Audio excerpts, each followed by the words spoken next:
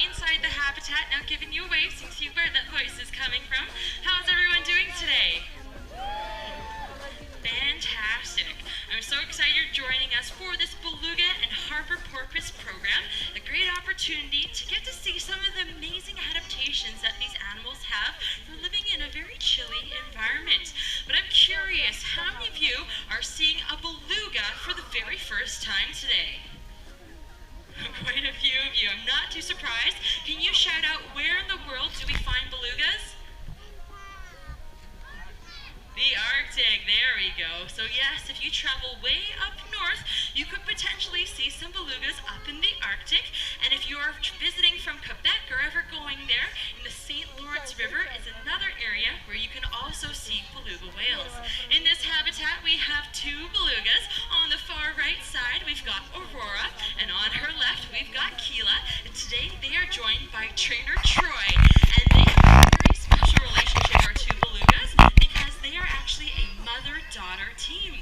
Aurora is the mother of Keela, and Keela was born right here at the Vancouver Aquarium. She just turned 21 in July, which is pretty fantastic.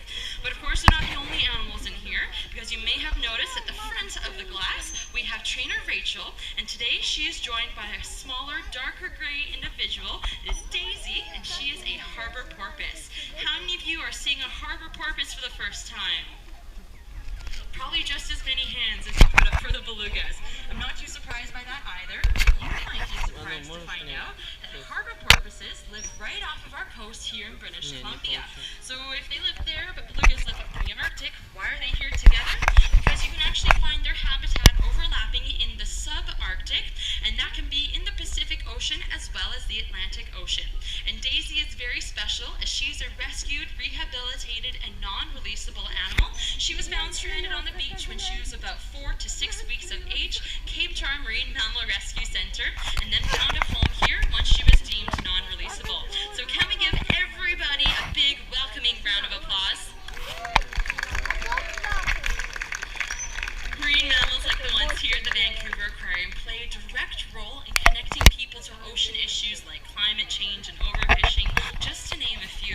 And I'm so excited that you're joining us for this program, because even though belugas and harbor porpoises may not look alike, they share a lot of similar adaptations in order to survive in the ocean, and in turn they're helping their counterparts who are facing lots of threats and dangers out in our oceans as well. And these animals are definitely very amazing. And around the world, there are many different types of whales, dolphins, and porpoises, which are collectively known as cetaceans. How many of you have ever seen a whale, dolphin, or porpoise in the ocean before? Oh, quite a few of you. Fantastic. So maybe you've seen them off of our coast here. Maybe you've been in tropical waters and seen some animals there.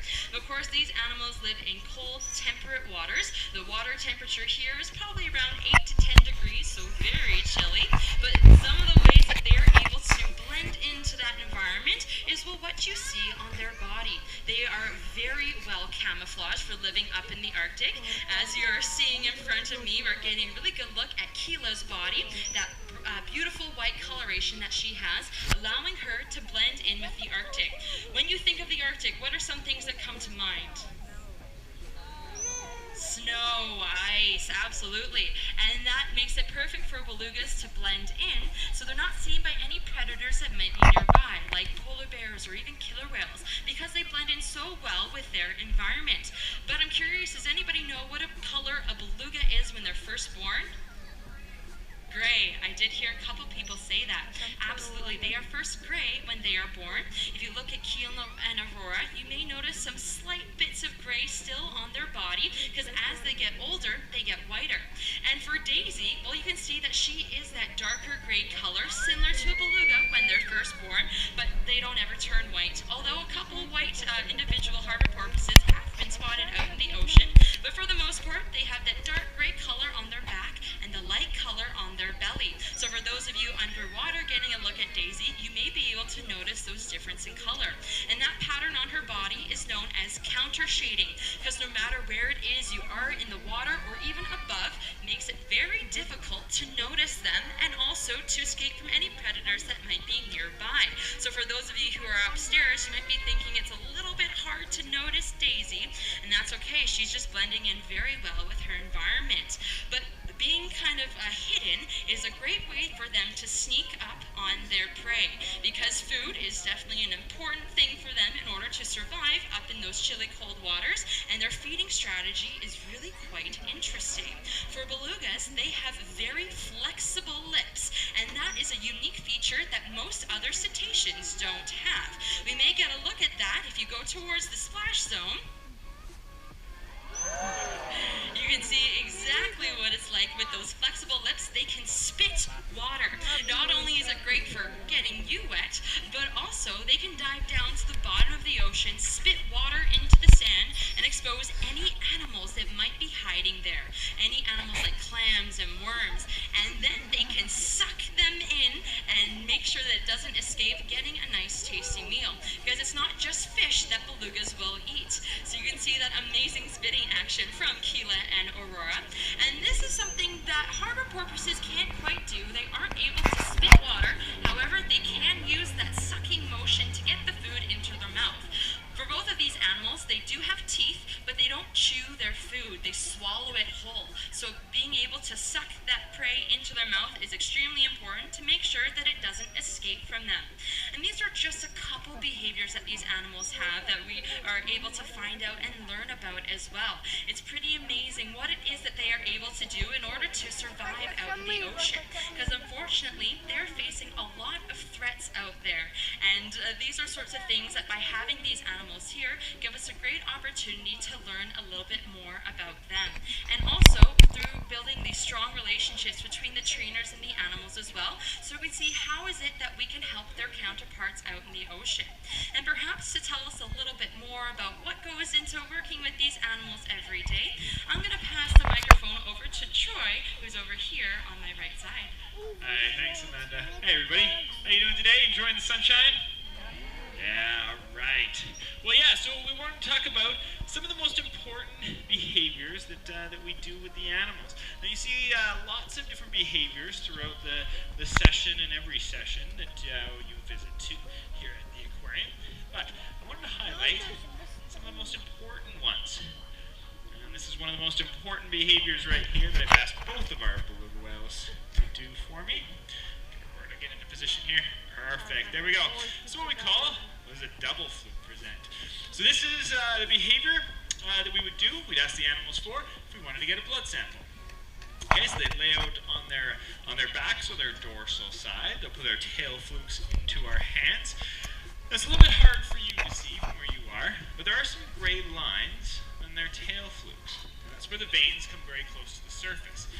This is where we can get a blood sample from. So just like we go to the doctor, we'll give them our arm. There's a nice vein in our arm. We can get a blood sample from. Well, this is how we do it on the beluga whales. It's a trusting position, something we work on a regular basis.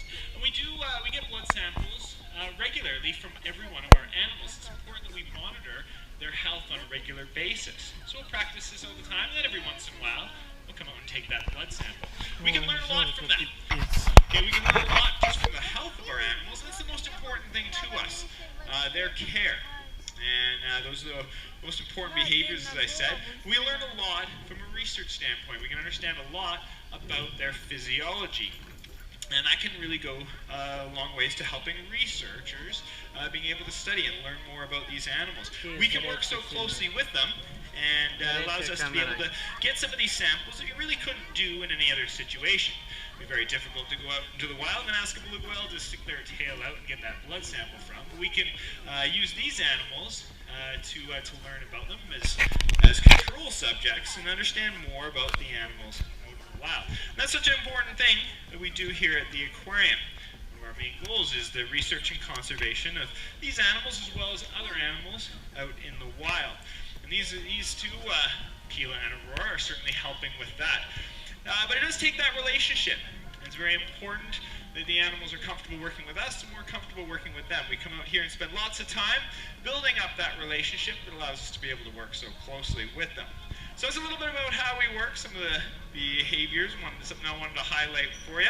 And I'll pass the microphone back to Amanda. Thank you so much, Troy. Can we give Troy and Keela and Aurora a big round of applause? I always think it's pretty amazing seeing that relationship firsthand and what it is that we're able to learn from these animals. Even though belugas and harbor porpoises may not look alike, they do share a lot of similar adaptations in order to survive out in the ocean, and in turn they are helping their counterparts as well, because we're doing so much research with them, as Troy was able to touch on. And it's not just here at the Vancouver Aquarium, but that's going out into the ocean as well. Some of our researchers have actually just come back from the St. Lawrence River this summer, where they were studying that population there, which unfortunately is considered to be critically endangered. And what it is that we can learn from them and also from the animals here in our care is instrumental to protecting their counterparts as well. Some of that research that we're doing is just by listening to them and hearing some of the sounds that they make. Belugas are very vocal animals, and for harbor porpoises, well, we're not really sure. You'll get a little snippet of some of the sounds that these belugas are able to make. And for porpoises like Daisy, you're probably not going to hear her because we can't really hear her. But she's actually the only harbor porpoise in human care in North America. So it's an opportunity for us to see, well, what sorts of sounds might impact them, like different noise pollutions from ships and people in big cities. And this is unfortunately one of the things that's impacting them. But we're learning more, and we're able to help advise different policymakers about what it is that we can do to help. And all of you are a big part of that process as well. Vancouver Aquarium is a self-supporting nonprofit organization. Keela and Aurora may be agreeing with us. And we are committed to the conservation of marine life. We have been for the past 60 years. It's pretty amazing to see where it is that we have come, but also where we are going in the future. And all of you are helping with that as well. Because by coming back here, many of you have been here before. You're asking lots of questions. You're getting an opportunity to get up close, especially in the splash zone. Watch out! As you're feeling that cold, chilly water, and I'm not sure if we're quite done. Yes, we're going to spread that love around. Take cover. So you can see exactly what it's like helping to protect these animals. It's pretty amazing. But again, by coming here, asking those questions, learning so much about them, getting to see their amazing behaviors is helping us in turn, and you are helping as well. So who knows, maybe one day you'll be a researcher with us and you'll be helping us to discover more about them. But on behalf of Troy and Rachel, of course, Keela, Aurora, and Daisy, myself, Amanda, thank you all so much for joining us here today, this afternoon, and have a wonderful time here at the Vancouver Aquarium. Короче, у них леденцы с тараканами.